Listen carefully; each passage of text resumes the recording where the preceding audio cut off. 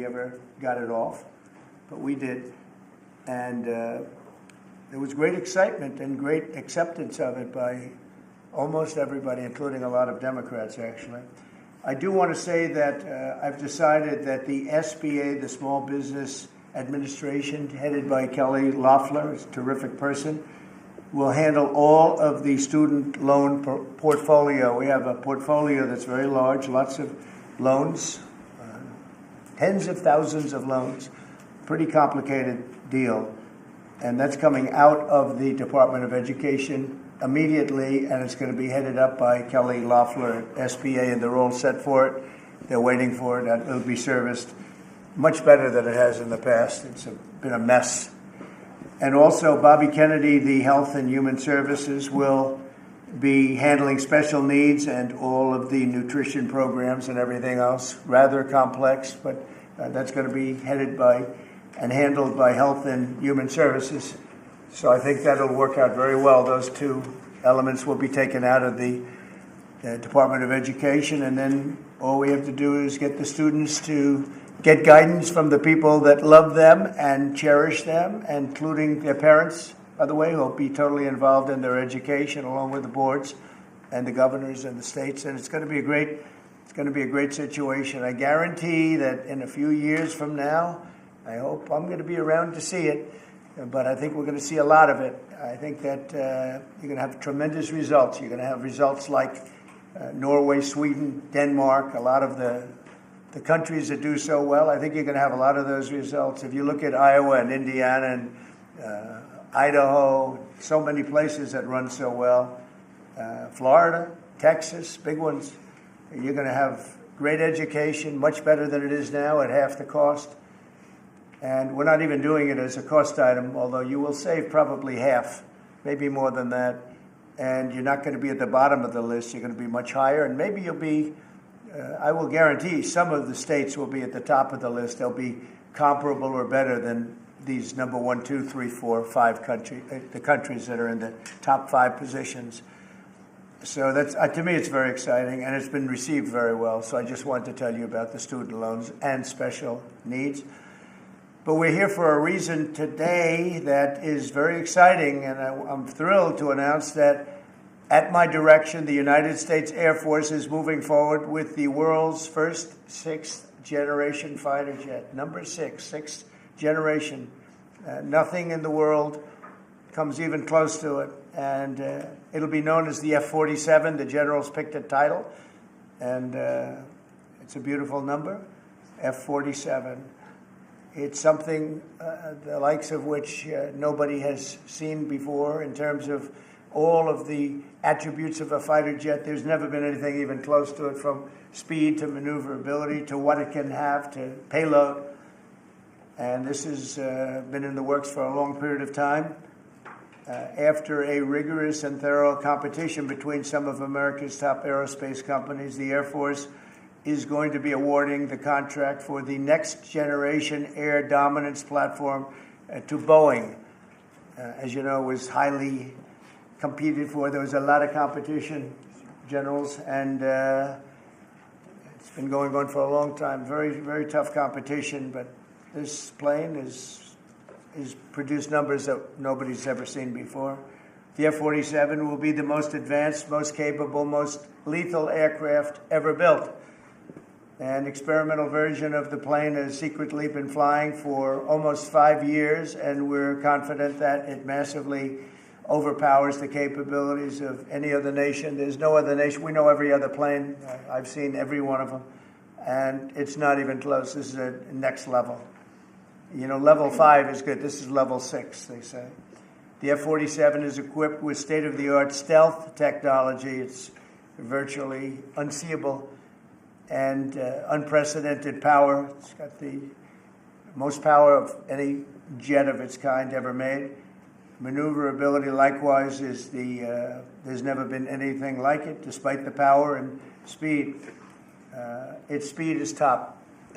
It's over 2, which is something that you don't hear very often. America's enemies will never see it coming. Hopefully we won't have to use it for that purpose, but you have to have it. And If it ever happens, they won't know what the hell hit them. A new fleet of these magnificent planes will be built in the air during my administration over the next couple of years. It's ready to go. They've already built much of what has to be built in terms of production, including the sheds.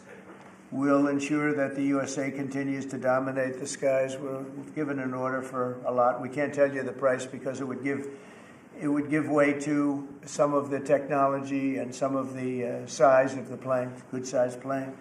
This contract also represents a historic investment in our defense industrial base, helping to keep America at the cutting edge of aerospace and technology. Our allies are calling constantly. They want to buy them also, and certain allies will be selling them, perhaps toned-down versions. We like to tone them down about 10%, which probably makes sense because someday maybe they're not our allies, right?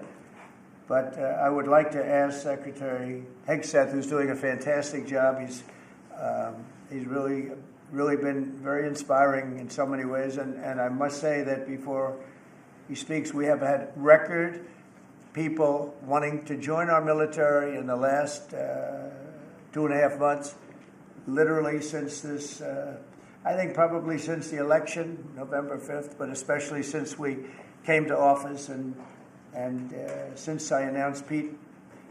He's young, he's smart, he's strong, he loves it, and they love him. But we've had record numbers of people wanting to join our military. Now, if you go back 6 months, it was the exact opposite. You had record numbers of people not wanting to join the military. Now you have record numbers of people wanting to be in our military, and that's a great honor. That shows you we're really on the right track. So, Pete, maybe you'd say a few words. Sure. Please. Well, Mr. President, this is a big day. This is a big day for our warfighters. This is a big day for our country, a big day in the world. The name of this program is the Next Generation of Air Dominance. And Mr. President, because of your leadership, your clarity, America is going to have generations in the future of air dominance because of this 6th generation fighter.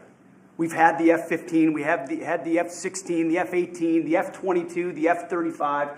Now we have the F-47, which sends a very direct, clear message to our allies that we're not going anywhere, and to our enemies that we will be able to project power around the globe unimpeded for generations to come. Mr. President, this is a gift to my kids and your kids, to my grandkids and your grandkids. This is a historic investment in the American military, in the American industrial base, in American industry that will help revive the warrior ethos inside our military, which we're doing, rebuild our military, which the previous administration did not do, by the way, Mr. President. They paused this program and were prepared to potentially scrap it. We know this is cheaper, longer range, and more stealthy. President Trump said we're reviving it and we're doing it. And then we are also going to reestablish deterrence. Under the previous administration, we looked like fools. Not anymore. President Trump has reestablished American leadership. The F-47 is part of it. And Mr. President, thank you for having the courage to do it and leading the way for all our warfighters. Thank you very much, Pete. One of the things I will say, but the generals are going to speak in just a couple of seconds, but this plane flies with drones. It flies with many, many drones, as many as you want, and it's a technology that's new, but it doesn't fly by itself. It flies with many drones, as many as we want, and that's something that no other plane can do. So I'd like to introduce, if I might, Air Force Chief of Staff General David Alvin, and also General Dale White, two incredible people that I've known over the years, but I got to know them really well over the last few months. And would you say a few words, please, General? Thank you very much, Mr. President. Mr. President, Mr. Secretary, thank you so much for your unwavering commitment to our military. I will say this is a big day. This is a big day for our United States Air Force as well. You know, air dominance is not a birthright, but it's become synonymous with American air power. But air dominance needs to be earned every single day. And since the earliest days of aerial warfare, brave American airmen have jumped into their machines, taken to the air, and they've cleared the skies. And whether that be clearing the skies so we can rain down destruction on our enemies from above, or we can clear the path for the ground forces below. That's been our commitment to the fight, and that's really been our promise to America. And with this F-47 as the crown jewel in the next generation air dominance family of systems, we're going to be able to keep that promise well into the future. I also want to thank everyone from industry and within government, our engineers, who have worked tirelessly on this program to bring it where we are right now today. This shows that American talent, American skill, and American determination are second to none, because this platform is second to none. So we believe that this provides more lethality, it provides more capability, more modernized capability in a way that is built to adapt.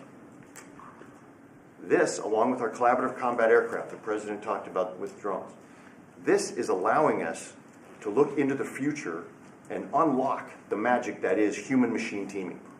And as we do that, we're going to write the next generation of modern aerial warfare with this. This enables us to do this.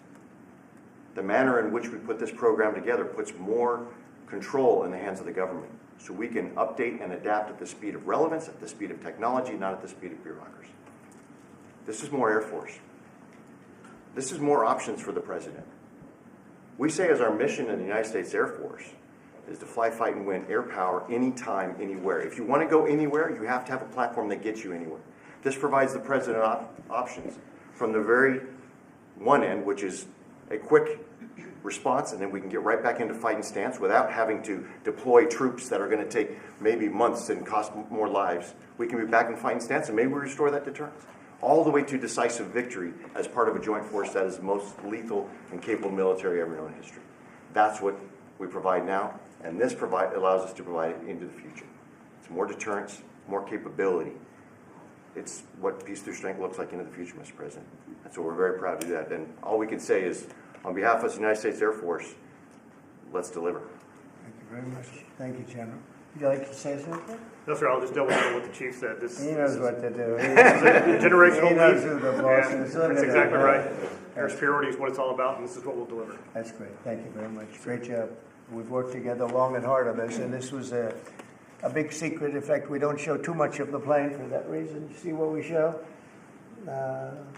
You see how beautiful that is, but that's just a very small part of it. Sure. I wasn't surprised. I was wondering how much are you going to show when they came in with that. You see a wheel in the front?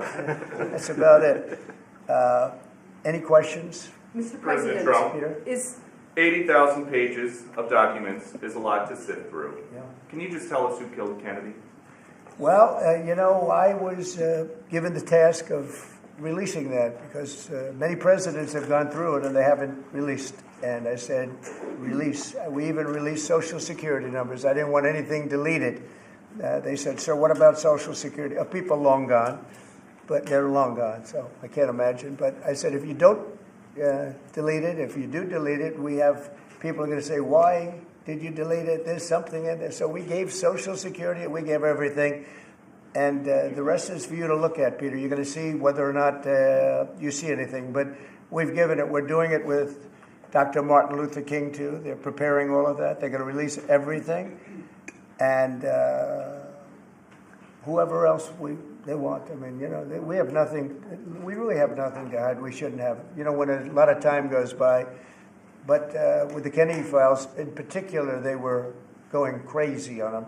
I don't think there's anything that's earth-shattering, but you'll have to make that determination. In those, it's 80,000. It's actually 88,000, and we have some additional things, as you know, come out today. And for that, you can go to the offices and you can see whatever you want to see. Everything is out there, totally open. The additional stuff is available later on today. You go over to the offices and you can have it immediately. And you'll make a determination. And on something else, these Tren de Aragua guys, because of your executive order, they are designated as foreign terrorists. Yeah. If ISIS or Al-Qaeda foreign terrorists were operating here in the United States, cops would probably be shooting first and asking questions later. And so what is the difference between terrorists, between somebody like an ISIS or an Al-Qaeda operative versus a MS-13 or Tren de Aragua? Well, these are people that focus on destroying people in their homes. They're not as international in that sense. They're a group of thugs. They come from Venezuela. They come from the prisons of Venezuela. They're very very dangerous people, but they didn't look so dangerous when the guards took care of the situation from El Salvador. And I want to thank the president. He's a friend of mine. He's done a great job. But I just can't imagine that the Democrats are taking this issue where they want to have them back.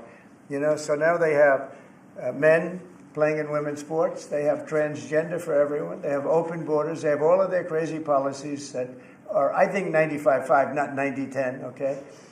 And their new policy is, let's bring Trinidad back into our country. Let's bring the worst. These are the worst gang members there are. They looked amazingly frail, though, by the way they were handled. It's very amazing. You know, they weren't, when they were in Colorado cutting the fingers off a man because he made a phone call to the police, they seemed a lot tougher then than they did when they were having their heads shaved and they were in shackles. They're tough people. They're bad people. We don't want them in our country. We can't let a judge say that he wants him. You know, he didn't run for president. He didn't get much more than 80 million votes. And we just can't let that happen. It'd be so bad for our country. I won on the basis of getting criminals out of our country that were let in. It was called unforced error. They were let in by Biden, incompetently let in, and let in by the millions, actually. 21 million people. I believe it's 21 million. And that's not even including the gotaways, but these are rough people. We want them out of our country. And I won the election based at least partly on that, and that's a big part, yeah? Mr. President, there's something several. I don't know if you saw this. Tim Walz is now saying about Trump supporters, and forgive me, I'm just reading a quote from Tim Walz, I think I could kick most of their ass. Oh, boy, he'd be in trouble. Is there any way to know? Well, he's a loser, you know, I mean, the guy's a loser. He lost an election. He played a part. You know, usually a vice president doesn't play a part, they say.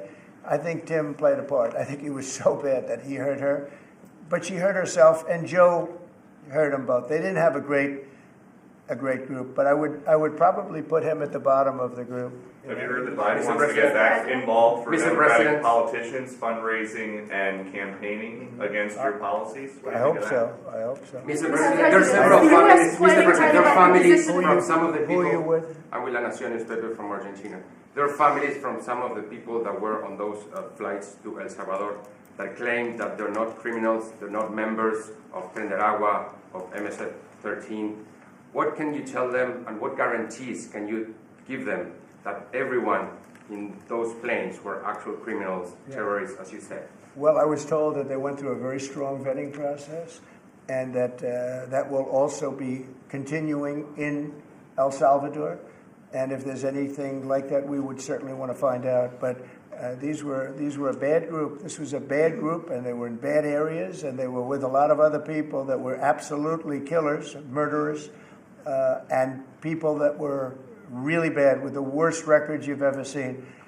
And but we will continue that process, absolutely. We don't want to make that kind of a mistake. Is the U.S. planning to give up the position of NATO's Supreme Allied Commander, and if so, why?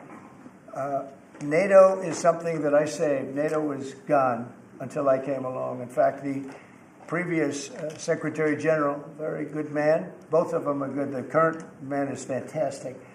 But both of them have said, if it wasn't for Trump, you wouldn't even have a NATO, because we were paying the cost of almost all of the countries. And now they're paying. I said, we're not going to do this. We're not going to continue. You hurt us on trade. You do bad things on trade. And then on top of it, we're supposed to pay for your military. And because of what I did, hundreds of billions of dollars flowed into NATO by countries that just weren't paying. They were delinquent. They weren't paying their bills. So NATO is solid. They're strong. But they have to treat us fairly. Are we going to give up the... Because, look, without us, NATO's not the same thing. And I can tell you, I've been having very good discussions, as you know, with President Zelensky and with President Putin. And President Putin will tell you that without the United States, he wouldn't be worried. But he is worried when the United States is involved. And I have to tell you, I've dealt very well with both gentlemen, and we have, I think we have the confines of a deal. I hope we have the confines of a deal. I'm doing it for two reasons. Number one, and by far most importantly, thousands of young people, and they're not American people, they're Russian and they're Ukrainian, are being killed every week, thousands a week. and also the United States has paid, because of Biden, $350 billion on a war that should have never happened. If we had a competent president and this sitting right here, that war would have never happened. It would have absolutely never happened with me. And it didn't happen. For 4 years, it didn't happen. Mr. President, do you think you have the authority, the power to round up people, deport them, and then you're under no obligation to a court to show the evidence against them? Well, that's what the law says, and that's what our country needs, because we were, unfortunately, they allowed millions of people to come into our country, totally unvetted, totally unchecked. So you ought to ask, did he have the authority to allow millions of people? Did Biden have the authority to do something that's unthinkable? Have open borders where millions of people poured into our country, totally unvetted and totally unchecked, just as you would say. And many of those people were criminals. Many of them were from jails and prisons and mental institutions and gang members and drug dealers and very dangerous people. Many were murderers. We have 11,088 that we know of murderers they murdered. Of that number, at least half killed more than one person. They're in our country. They're in a location near you. Biden allowed that to happen to our country. And his people that really ran the country.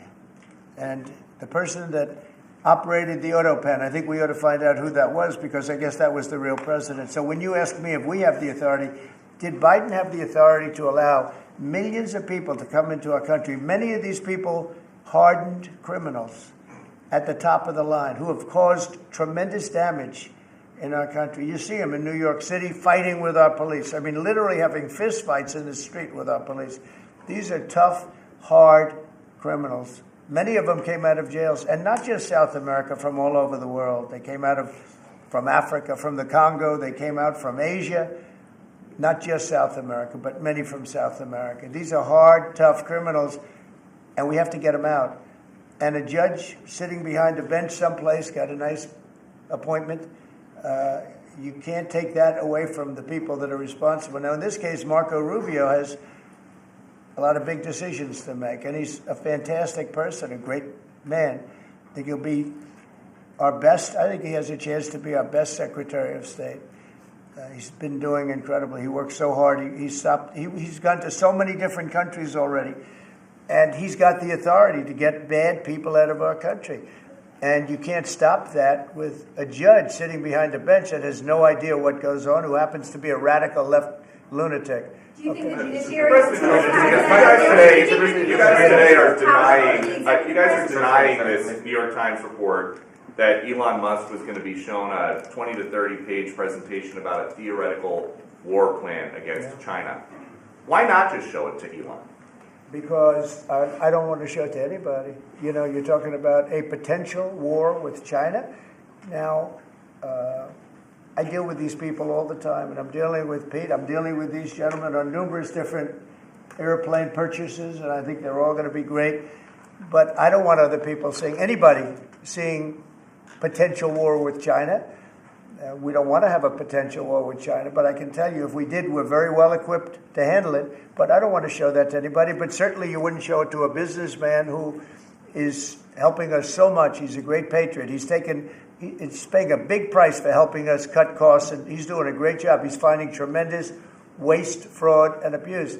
But I certainly wouldn't want, Elon has businesses in China, and he would be susceptible perhaps to that. But it was such a fake story. The New York Times is just as fake as CNN and MSDNC. And anybody read that story, people laughed at that story. Who would do such a thing? And the first thing I did is I called Susie and I called Pete. I said, is there any truth to that? And they said, it's ridiculous. No, he's over there to talk about costs. You might want to address that, Pete. But Elon was over there today to address costs. Doge, thing called Doge, which you've heard about. Pete? That's exactly right, Mr. President. You pointed out it was a fake story. We pointed out it was meant to sort of undermine whatever relationship the Pentagon has with Elon Musk. Elon Musk is a patriot. Elon Musk is an innovator. Elon Musk provides a lot of capabilities our government and our military rely on, and I'm grateful for that. We welcomed him today to the Pentagon to talk about Doge, to talk about efficiencies, to talk about innovations. It was a great informal conversation. The rest of that reporting was fake. There was no war plans. There was no Chinese war plans. There was no secret plans. That's not what we were doing at the Pentagon. I might add that I think Elon, if they ever wanted to do that, I think Elon wouldn't do it. I think he wouldn't do it. He wouldn't want to put himself in that position. But if you read what's out of the New York Times, it's such a dishonest newspaper. It's such garbage. It's, it used to be called all the news that's fit to print. Well, it's all the news that's not fit to print. They have fake sources, or they don't have sources. I think they make most of it up. But this was a made-up story by the New York Times. I call it the failing. It's a failing newspaper. It's failing. And they shouldn't do that. They really are the enemy of the people. And something else. We do need honest journalism in this. We've made such big strides over the last 2 months, but we just need honest journalism, and we don't have it. When you have a CNN, you have to watch these people every once in a while just to see where they're coming from, and it's so dishonest. MSNBC is, I think, probably worse, and they're both doing horribly in the ratings. I think they're going to be turned off. I don't think they're not doing any ratings. You're doing well in the ratings. Thank you. I understand that your trade rep is meeting their Chinese counterpart next week. Yes. Is there anything that they can do to stop April 2nd or to roll back the tariffs that you put on China already? Well, we can talk, but basically, I call April 2nd. I would have made it April 1st, but I didn't want to be April Fool's Day because then nobody would believe what I said, and they do believe me. April 2nd is going to be Liberation Day for America. We've been ripped off by every country in the world, friend and foe.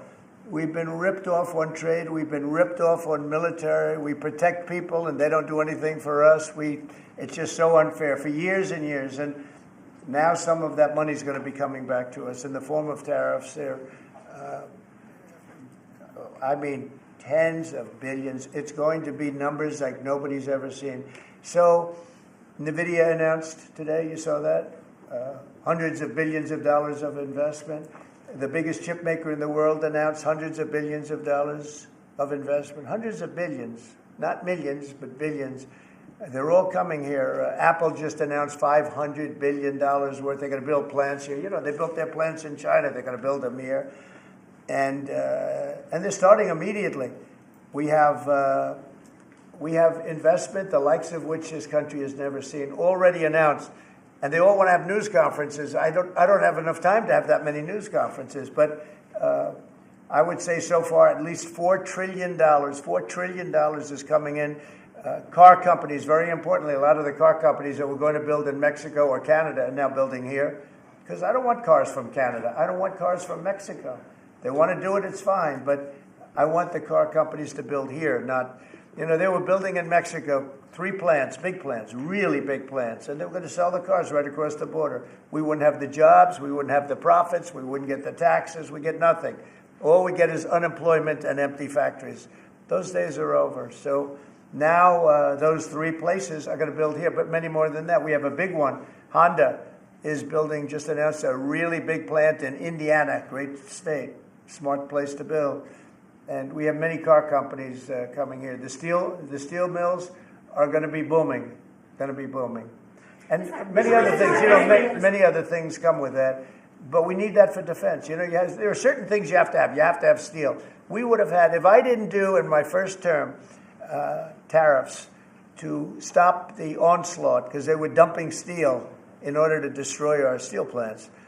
If I didn't do 50% and even 100% in certain cases tariffs on steel, you wouldn't have a steel plant in the United States. And Biden was unable to get rid of those tariffs because they threw off so much money that his numbers, which didn't work anyway because his numbers were terrible, what he did, the way he spent money was so horrible, and what he allowed to happen to energy. That's the other thing. Energy is going to be like it's never been before.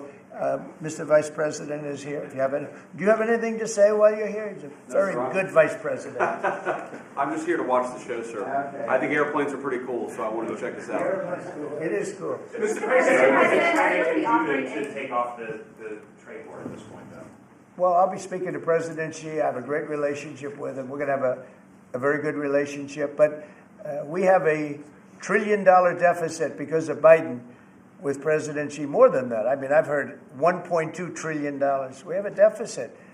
And I've explained that to President Xi. We also have a problem where he's allowing fentanyl to be sent into Mexico and then cross the border and, killing I think the number is much higher than the 125, 115. I think it's closer to 300,000 people a year, and so that's a problem. But they have a tremendous surplus against the United States, so we don't want that. Mr. President, why do you think Ukraine's power A number of industries have come to you asking for exemptions on tariffs. Is that something that is under consideration by you? Well, people are coming to me and talking about tariffs, and a lot of people are asking me if they could have exceptions.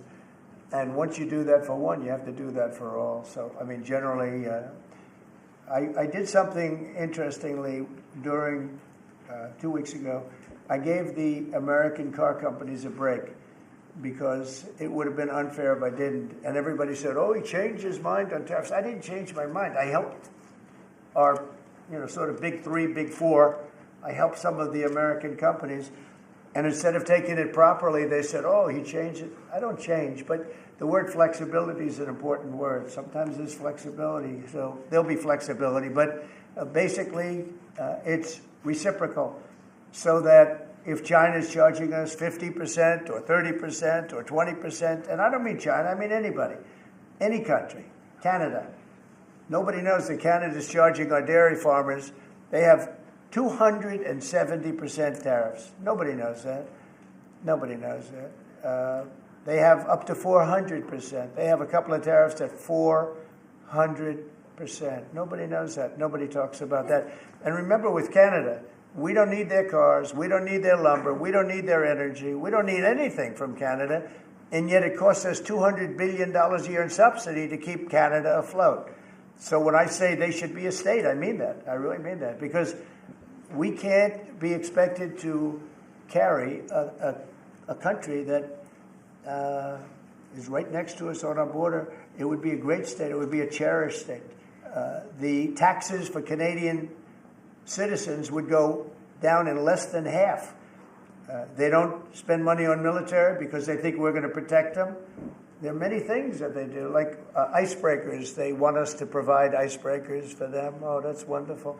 So the Canada, they're very tough traders too. I want to just tell you, of all the people, they're tough traders. They trade very tough. And, the expression I use is, some people don't have the cards. I used that expression about a week and a half ago, right? Somebody was negotiating who didn't have the cards, who's now, I think, saying that he wants to do it, and I think we're going to have a big deal on that very special something. We got to make a deal on that. But Canada has been a very nasty negotiator against the United States, took advantage of the United States for a long time. But nobody knows that they were getting 270% tariffs on dairy products. Mr. President, I don't think I've heard you say this in all of the talk about Canada becoming the 51st state. Are you concerned that if they became the 51st state, they would be a very, very blue state? Very, very big and very, very blue. No, there might be, but it would, you have that artificial line that goes, that straight artificial, that looked like it was drawn by a ruler. Somebody with I don't mean a ruler like a king, I mean like a ruler, this way.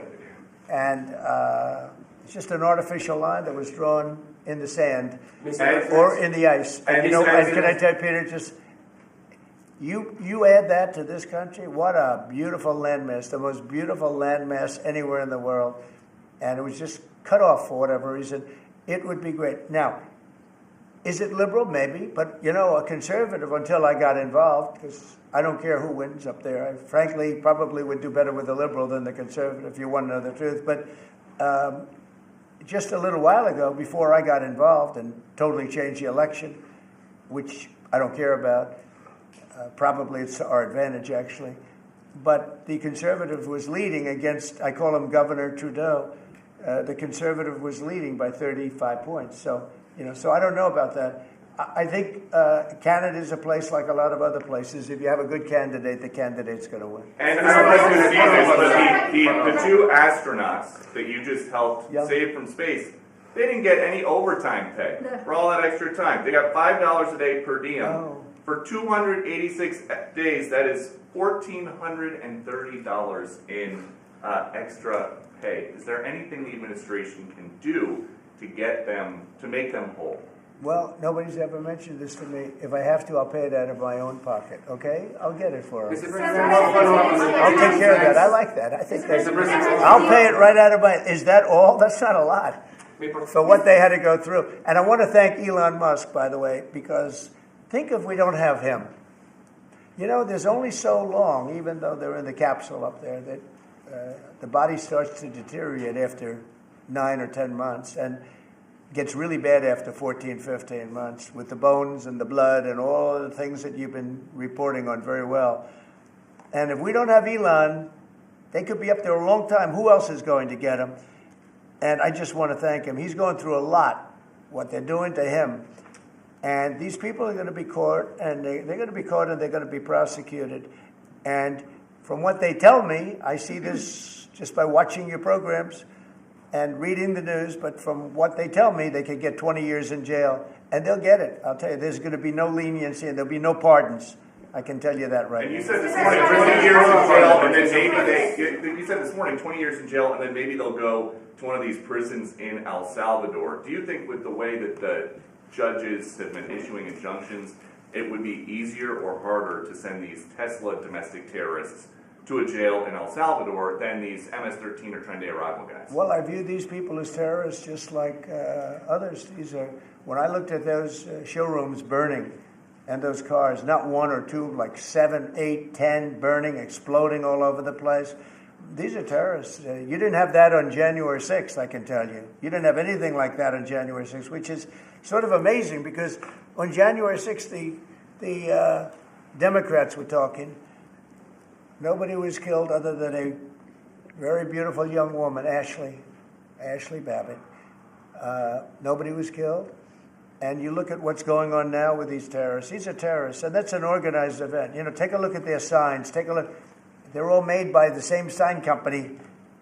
A nice, expensive job. Now, these are the people that finance it are, in my opinion, in just as big a trouble as the people that are setting the match and setting the fires.